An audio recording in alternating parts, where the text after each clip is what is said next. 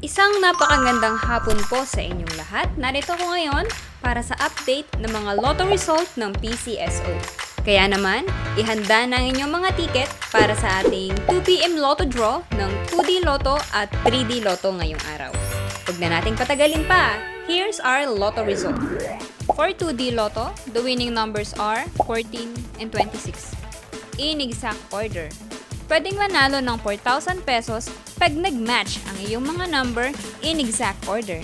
2,000 pesos naman para sa Rambolito System Play. Para naman sa 3D Lotto, the winning numbers are 1, 0, and 4. In exact order. Pwedeng manalo ng 4,500 pesos pag nag-match ang iyong mga number in exact order. 750 to 1,500 pesos naman para sa Rambolito System Play. Para naman sa may mga STL ticket, kaninang 10:30 AM STL Departmentalized Draw for Visayas excluding Guimaras, Negros Occidental, and Bacolod City, here's the winning number.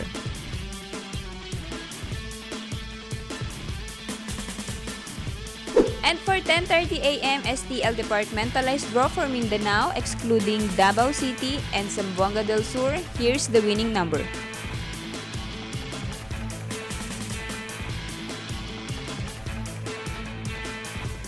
Po ay babala sa ating mga lotto players. Ang lotto ay live na binobola kaya wala pong nakakaalam ng mga number na lalabas. Huwag pong magpapaloko sa mga nagsasabing alam nila ang lalabas sa game at sa authorized outlet lamang bumili ng ticket bago ang draw. Para maklaim ang inyong prize, pumunta lang sa authorized lotto outlet pag nanalo ka ng umabot sa 20 to 10,000 pesos.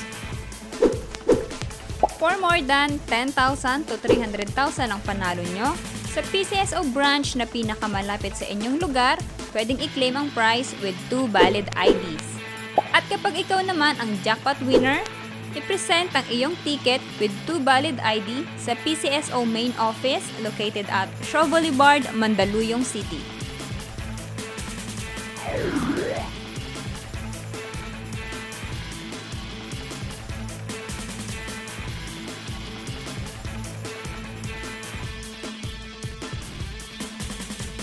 Congratulations po sa lahat ng ating winners at magkita-kita tayo mamayang 5pm draw ng ating 2D Lotto at 3D Lotto. Maraming salamat po.